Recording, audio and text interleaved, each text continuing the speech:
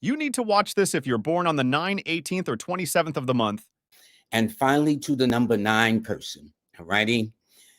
People born on the 9th, the 18th, or the 27th, or if you're under the sign of Aries or Scorpio, tend to suffer with, nines tend to be more accident prone than illness prone, okay?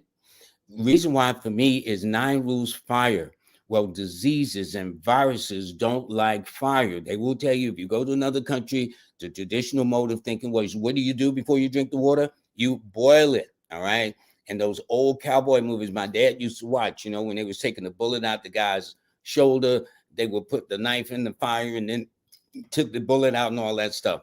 So diseases don't like 9s, but accidents do. Nicks, cuts, burns, bruises, fender benders. Careful with handling knives and guns and other sharp instruments and things like that. Impulsiveness, confrontations. All these things should be kept to a minimum. With the men, they normally have scars from the forehead on the right side down to the arm, down to the knee, down to the ankle. That's what it is.